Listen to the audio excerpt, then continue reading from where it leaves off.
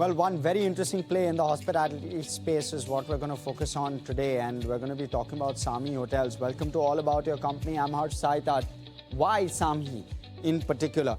One, it's got a very differentiated business model. It's not like your typical hotels, which are either managed or either constructed and run. So it's not just that. So one, we'll talk a little bit about the differentiated business model that it has. Second, analyst upside, 74%. It's trading at the lower end of the price band in terms of valuations as well. And hospitality as a space domestically may well do well, given that there is West Asia, there is a call to do things more domestically, whether it's weddings, whether it's travel, and therefore, on the back of the Prime Minister's appeal, you could see domestic hotels actually do much better. And therefore, we'll try and get a sense. Let's pull up number 3 as well, in fact, that's valuations. And that kind of will give us a sense as to how things are playing out and what the next couple of years could be in terms of a runway in a space which is fast growing and at a time when it's critical to look more inward. And that's why this one looks interesting. Let me quickly first take you through what the company does. 2010 was when this was incorporated. It owns, develops, and manages assets, which is branded hotels. It ties up with the top brands globally and runs, a bunch of hotels. There's no traditional promoter in SAMHI, and it's professionally managed is the way in which the board is currently structured. In terms of product, well, the core product is obviously ownership of branded business hotels. Food and beverage is the other ancillary revenue that they make. Recreation, other services, property management, space rental, hotel asset management with global operators is how they run it. They have variable hotel leases, and they try to keep capital efficiency in place. They have a tech-driven portfolio management system called SID, which is their analytics platform. And they also have a leisure and distribution platform, which is Rare India, in which GIC has a stake, which they have monetized, or rather SAMHI has monetized to kind of pay down some of its debt. So all of this is what we'll try to discuss, but this is the core with regard to products and services that they do. So how does the business model work? One, they acquire underperforming or slightly distressed hotels, and then they turn it around. They do their capex with that hotel, renovate, upgrade the assets. They rebrand it under global hotel operators, and I'll talk about the few names that they work with. They improve occupancy pricing quite dramatically, and when you look at the occupancy and pricing, you've seen a very nice increase. In fact, the occupancy has been above 70% at least for the last 3 years, and in terms of pricing as well, you've seen regular increase with regard to average revenue per available room. So you've started to see that inch up play out pretty much on a regular basis from 5,800 to above 7,000 currently. That's how the journey has been. In terms of major brands that they tie up with, Courtyard by Marriott, Sheraton, Fairfield by Marriott, so all of the Marriott brands. Thereafter there's Hyatt, there's Renaissance, there's Intercontinental, there's Holiday Inn. They've got all of that. They've got 38 hotels in their portfolio, 6,500 plus rooms. They've got presence in 14 cities, and they operate under 12 brands. This is outside of the 1,000 rooms that get added, which is part of the experiential portfolio. So that itself is 6,500 rooms. I'll give you the room distribution in just a bit, but let's talk about the focus areas. One is business hotels. So business hotels, IT hubs, airport districts, commercial markets is what they focus on, and therefore really business travel is what they target, and business travelers is what the target is for this company. 6,500 rooms, 34% of which are in the upscale segment. So they've got very nice distribution. 34 in upscale, upper mid-scale is around 36. And then mid-scale is 30%. And 10 hotels in upscale, upper mid-scale is 15 hotels, mid-scale is 13 hotels, and experiential is around 73 hotels with 1,015 rooms is what they have. Now, let me also take you through the financials, as we always do. The top line has grown at a CAGR of 19%, so very healthy kind of growth rate. Mind you, FY22 was a tough year as well. We were coming out of COVID and the like. FY23 onwards, we've seen a very decent pickup in terms of the numbers. And you'll see EBITDA as well in terms of the growth. It's been quite solid. You've seen 22% growth over the last 3 years in terms of EBITDA. And this is the CAGR, obviously. And the net profit, of course, we don't have a CAGR for that, but you've seen a significant inch up after FY25, since there has been a bit of a debt pay down that has happened. Plus, there's been an other income impact, which is also played out in FY26, which is reflecting in the numbers. So you've seen the profitability trends play upwards. In terms of margin trajectory as well, and you'll see that as they've started to scale, margins have hit 35% odd, and they've been able to clock that broadly over the last couple of years. So you've seen that play out as well. In terms of the balance sheet now, this is where you want to kind of be cautious. You've seen book value overall at 2,182 crores. So price to book is fabulous. It's a 3,300 crore market cap company. It's got book value assets at 2,182 crore, hotel brand and the like, right? So pretty attractive from that perspective. But if you flip it around and look at the debt picture, debt is broadly at around 8% odd. And mind you, they take over, right? They take over assets, and therefore borrowing is something like a raw material for them. And they've got around 1,700 crore of borrowing. The net borrowing would be maybe 1,300 odd crore post or 1,400 odd crore post the cash bank balance and investments, etc. that they have. The cash bank that they currently hold is around 200 odd crore. They're committed to reduce their debt. Net debt to EBITDA, the target is to bring it down to 2.5. It was at 3 times at the end of Q3 FY26.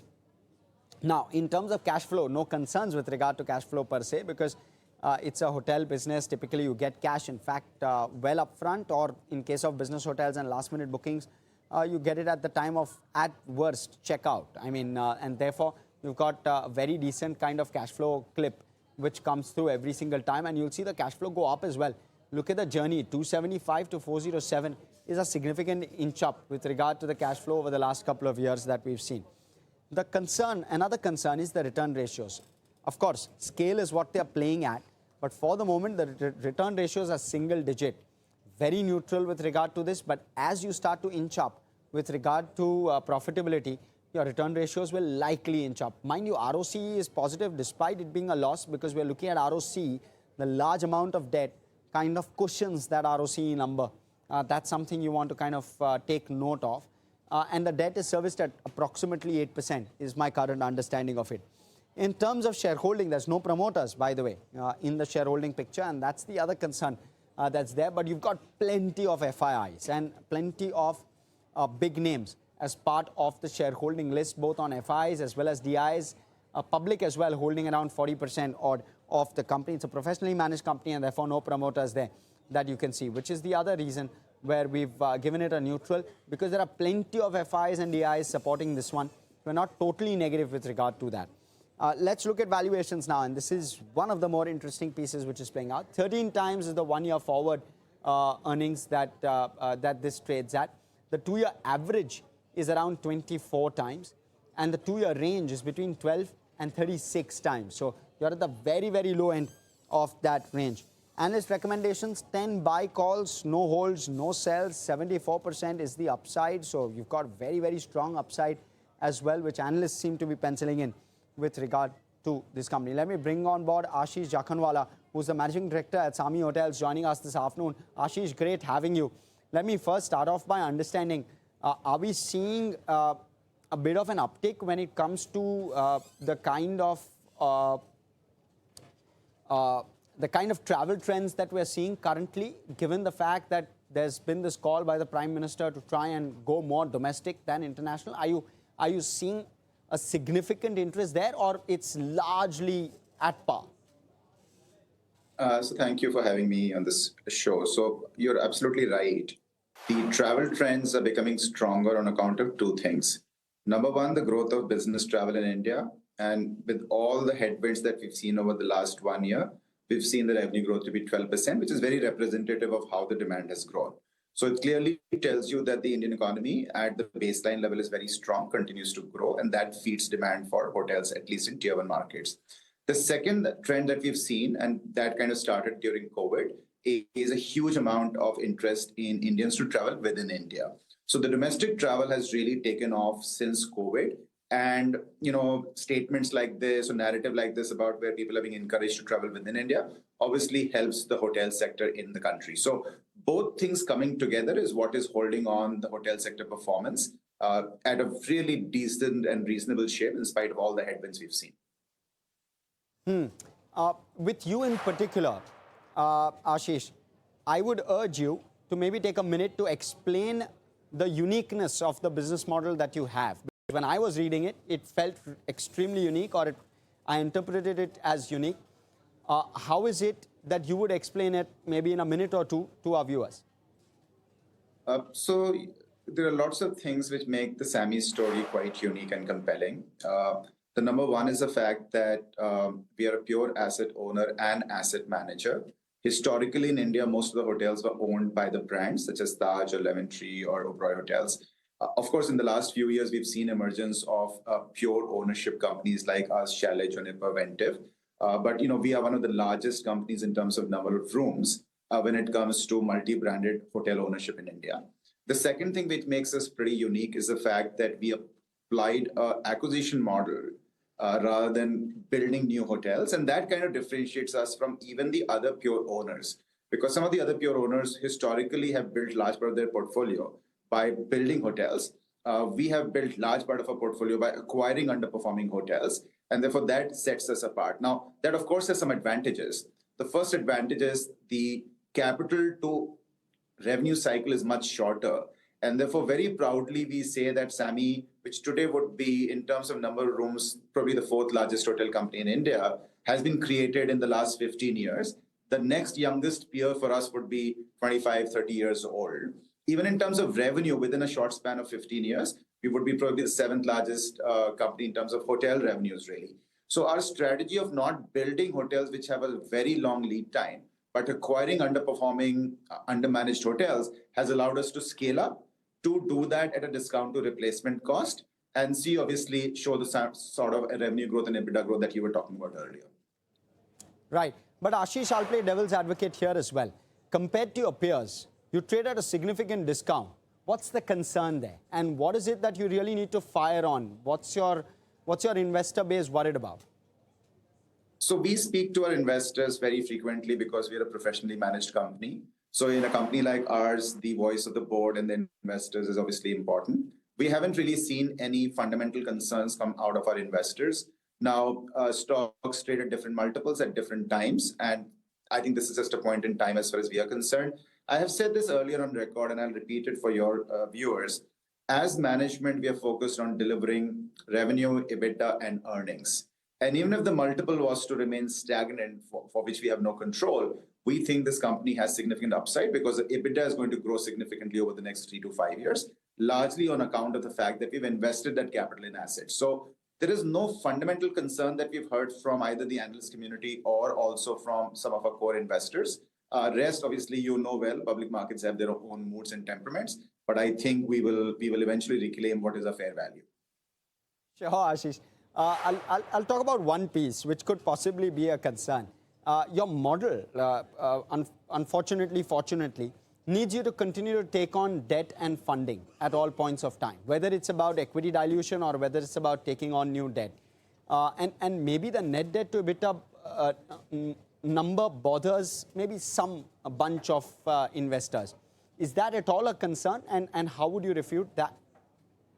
So let me explain the different phases of a company's evolution. So when I started the company way back in 2011, the base was zero. You needed external capital to build capacity. And that's true for hotels. That's true for any company, including companies which call themselves asset light, but they're still a capital intensive because they need that capital to build infrastructure, sales and marketing, brand value, distribution, all of that, right? So the first 10, 12 years of the company was spent in us painfully building the capacity and building the capacity at the right price and building the capacity in the right markets.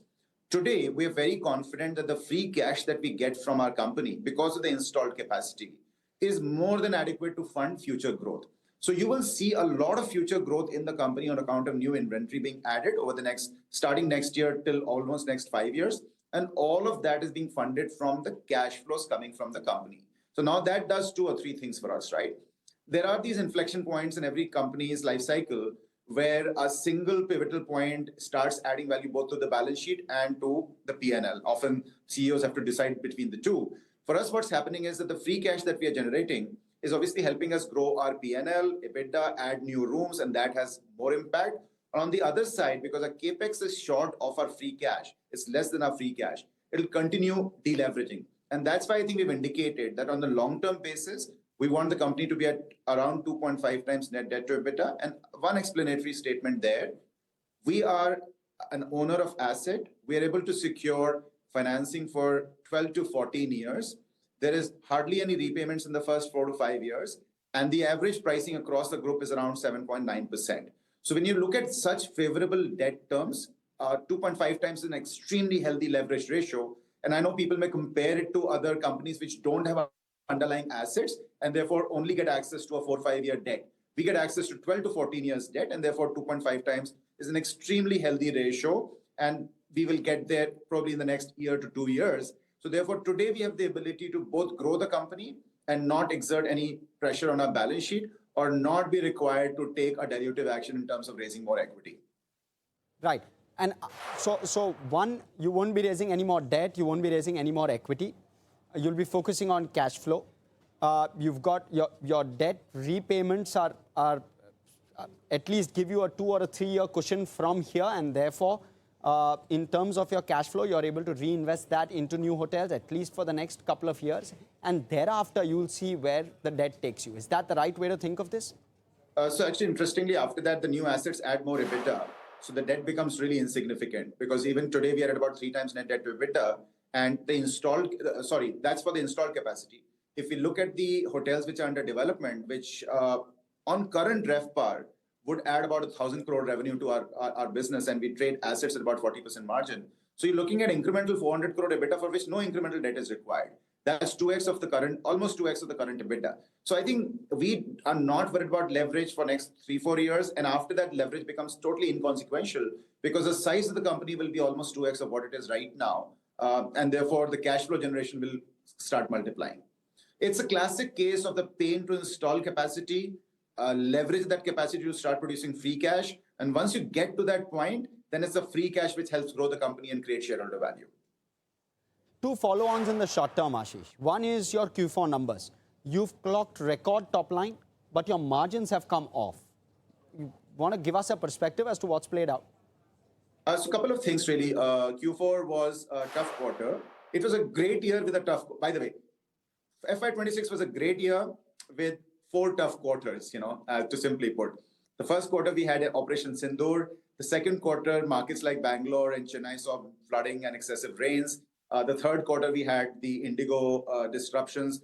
Fourth quarter, we had the Gulf crisis. So SAMHI has delivered about a 12.5% revenue growth when we had 4 tough quarters. And that tells you about the real potential of this company and our sector. Specifically on quarter 4, our margin looks distorted only for 2 or 3 reasons. Number one was GST. As you know, around September, the Finance Ministry amended the GST regulation, whereby the GST was reduced on hotels selling for 7,500 rupees and less from 12 to 5%, but the input tax credit was taken away. So effectively that came into our expense line. We almost lost about 18 crores of our in net impact in terms of GST. Second, in the fourth quarter, we also had some year-end reconciliations, some furniture, fixture, equipment, which typically is a capital item, but had to be expensed through the P&L. So we had the second. And third, of course, the Gulf crisis. So even though the quarter 4 numbers, the margins were compressed, but that was largely on account of very explainable GST and FF&E regulation. As we start moderating that, the margins will come back to around 38 to 40%.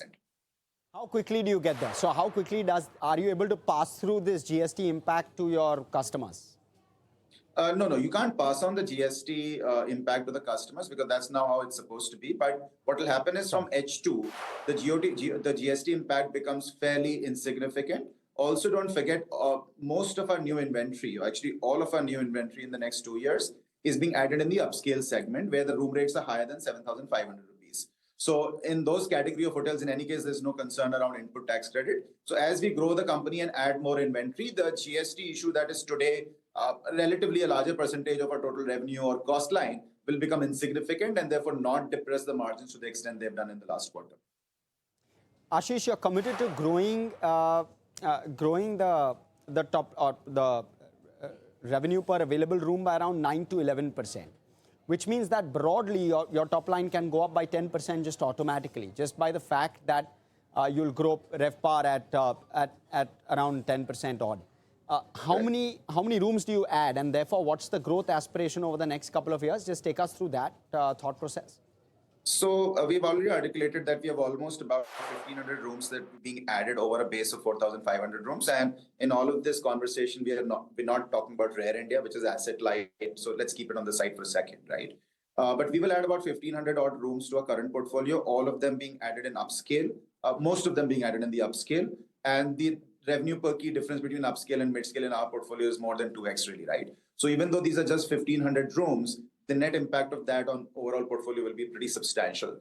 So just to break it up, if I take let's take a 3 to 4 year period, the same store will deliver, as you rightly said, lower end about 9%, higher end about 11% revenue CAGR. And then the incremental inventory on a CAGR basis should add about 5 to 6 percentage points. So I think over the next 3 to 4 year period, we've delivered about 19% revenue CAGR historically. I think our target, we are already at about 15, 16%. And if we secure some more opportunities, we should be back at about 18 to 19% revenue CAGR. Right. And the 35% margin, how sustainable is that? Is there a risk across cycles of that dipping? Plus your occupancy is fairly elevated, right? I'm just trying to pull out risks out of a bag, right? 74% occupancy is fairly healthy, which is a positive, but it leaves you open to maybe any downside risks there? No, so I'll tell you two things. Number one, the occupancies have been stable even in a really bad quarter. That tells you about just the throughput of demand that hotels see in India. What may be at risk is really that 9 to 11%. If the headwind continues the way they have been, they could be 7 to 8%. But I think the business is very, very well geared to deal with that. God forbid if that was to happen. Not that we see that happening really. So that's how we look at the future. In terms of margin, we actually think the company should stabilize in the zip code of 38 to 40% reported margins. 34, 35% was an anomaly, largely because, as I said, there were 4 interruptions in a single year. And plus some of our existing operating hotels, like Hyatt Place Gurgaon, were under renovation. So there was a depressed margin there. But I would expect us to deliver between 38% in the near term, 40% on a more stabilized basis. And how much of the cash flow that you generate, around 38% or maybe 1,500 crore FY28, how much of that goes towards new hotels and kind of ensuring that you've got a healthy pipeline going forward as well? So if I look at a 4 year period, 3 to 4 year period cumulative, we expect of the total cash we'll generate, we have about 60% commitments in terms of completing a pipeline, and approximately 40% is residual available to us that could be used for opportunistic acquisitions that we can come across. Our existing pipeline that we've committed to, which is 4,500 rooms going to about 6,000 plus odd rooms, would only require about 60 to 70% of our forecasted free cash. Understood. And debt repayment, how much of that would go on to pay debt? So out of the 40 balance that you'll likely have, how much of that will go on and kind of be utilized for repayment of debt? Will it be a very low number? Not significant because, as I said, our stated target is to get to 2.5 times net debt to EBITDA. We are already at 3 times. And I think without significant repayment, just the growth of EBITDA over the next year and a half will get us to reach our targeted 2.5 threshold. So I do not expect material. There are obviously yearly repayments in the zip code of about 35 to 40 crores. And that will continue for, that's how the loans are built in. But I do not expect significant allocation towards debt repayment because we will be in a very comfortable position at zip code of around 2.5 times. Ashish, again, I come back maybe to the same question. What happens in a down cycle? Because you're at maybe 3 times net debt to EBITDA. That's because you've got very healthy occupancy trends playing out, nice pricing playing out at this point, industry-wide. There's a supply glut there. Would that at all unwind at some point? Is there a risk of that happening industry-wide or for you? Yeah, listen, not that we see that as a risk, but it'll be stupid to not consider that as a potential risk that we've seen COVID, for instance, right? So I think COVID has taught us that you should be ready for what you never imagine will happen. So one is people look at net debt to EBITDA, but what they need to really look at the interest cover, which is very comfortably sitting today on an interest cover of almost 2.5 times, right? That interest cover of 2.5 times, we had an interest expense of about, run rate is about 130 crores, EBITDA is about 460 crores, right? So do the maths, we are sitting on a very comfortable, almost 3 times interest cover.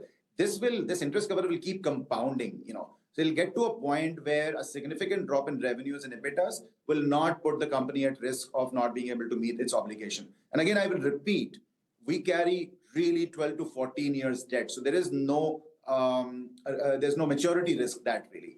In a typical corporate which does non-recourse, which does non-mortgage-based financing, they have loans which mature in 3 to 5 years. So those management needs to be prepared to repay the entire facility in 3 to 5 years. And there are genuine concerns that if that time you are in a bad cycle, how you repay such large loans. In our sector, when we have an underlying security of hard assets and we're able to secure 12 to 14-year financing, we effectively have zero maturity risk for a 10-year period, not 2, 3, 4, 5, 6, but a 10-year period. And by then, since we are mostly growing using our free cash, our cover is going to be more than adequately giving us the comfort that our significant down cycle will still not put the company in a hardship. Right, Ashish. Yes, I'm convinced of that now. Give me a sense of return ratios, therefore. What plays out with regard to ROEs? You're probably doing 12% ROE at this point, if I'm not wrong. Does it inch up towards 15? Is it fairly quick? Is it linear? How does it play out? So let's look at the math. So our reported ROCE is going to be around 10-11% at this point of time blended across the company. 50% of capital is deployed in hotels which have had a 2.5, 3 year window to mature. Those assets, interestingly, are sitting at 18 to 19% ROCE today, right? Then about 50% of our capital is deployed in assets which we've acquired over the last 2.5, 3 years. They need another year and a half to mature and stabilize. We do expect that the stabilized ROCE at a group level will be inching closer to about 15%. Cost of debt is 7.9%, right? Within our portfolio, markets which have really kind of turned, like Bangalore Outer Ring Road, for instance, or Chennai Sriperumbudur, right? We are looking at asset level ROCEs of about 32%. Not promising that would be the ROCE at a company level, but it gives you a window of what the potential and the opportunity for a company like ours is. So I think you will see ROCE inching up to mid-teens in the short term. If the cycle continues, which I think it should because of demand and supply, we would see them continuing to inch up in the high teens, even 20 zip code. And therefore, because the borrowing cost is just 7.9%, it'll have a substantial impact on return on equity. Thank you so much, Ashish. This has been really good in terms of trying to understand how is it that you're seeing the business and how the business will likely do over the next couple of years if things were to play out. Thank you so much. Viewers, important to understand that last question. How is ROCE going to inch upwards? Because they are deploying fresh capital at a quick pace back into the business. And therefore, you want to keep your eye out on that number as well. But completely out of time on this edition of All About Your Company. Thanks so much for tuning in.